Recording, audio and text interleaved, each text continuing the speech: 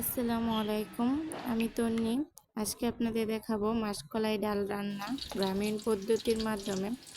গ্রামে যেভাবে মাসকলাই ডাল রান্না করা হয় একদম সুস্বাদুভাবে। মাসকলাই ডাল ভালো করে ভেজে নেব। ভেজে তারপরে আমি কিছুক্ষণ পানির মধ্যে ভিজিয়ে রেখেছি। এখন আমি শিলপাটায় বা ব্লেন্ডারে আপনারা করে ব্লেন্ড করে নিতে পারেন, একদম আধা ভাঙা। তারপরে আমি কিছু পেস্ট করে নিয়েছি। প্রথমে তেলে পেঁয়াজ গরম করে তার মধ্যে পেঁয়াজের পেস্ট দিয়ে দিয়েছি। তারপরে ভালো করে একটু ভাজা ভাজা করে তার মধ্যে আদা বাটা রসুন বাটা দিয়ে ভালোভাবে কষিয়ে নেব। এখন আমি মরিচের গুঁড়া, হলুদের গুঁড়া, ধনিয়া গুঁড়া পরিমাণ মতন আপনারা দিয়ে নেবেন, আর স্বাদ মতো লবণ দিয়ে ভালোভাবে কষিয়ে নেবেন। এখন আমি হলুদের গুঁড়া, মরিচের গুঁড়া, ধনিয়া গুঁড়া, লবণ দিয়ে ভালোভাবে কষিয়ে নেব। ভালোভাবে মশলাটা কষালে খেতে কিন্তু অনেক ভালো লাগে। আমার মশলাটা কষানো শেষ। এখন আমি রুই মাছের বড় মাথা দিয়ে নেব, সাথে কিছু চাকোয়া ছিল ওইটাও দিয়ে নিয়েছি।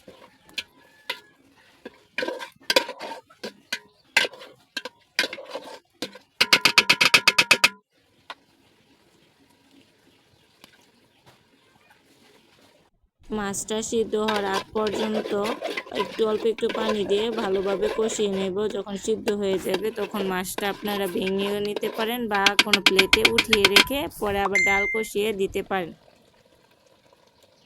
এখন আমি আগে থেকে আদা ভাঙা করা ডালের পেস্টটা ভালো করে দিয়ে নেব, দিয়ে ভালোভাবে কষিয়ে নেব। কষিয়ে নেওয়ার পরে পর্যাপ্ত পরিমাণ পানি দিয়ে ভালোভাবে জাল করে নেব। জালটা একটু মৃদু আঁচে রাখবো।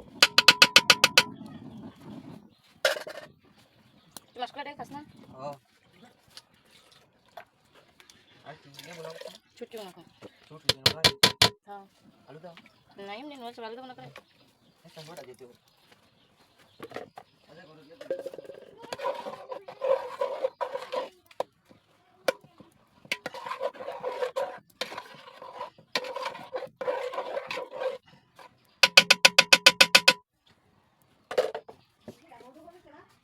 পানি দেওয়ার পর ভালোভাবে নেড়ে নেবেন। কতক্ষণ পরে পরে ভালোভাবে নেড়ে দেবেন, নয়তো কিন্তু ডালের নিচে ধরে যাবে। তখন এটা নিচে পুড়ে গেলে কিন্তু ডালটা খেতে আর ভালো লাগবে না।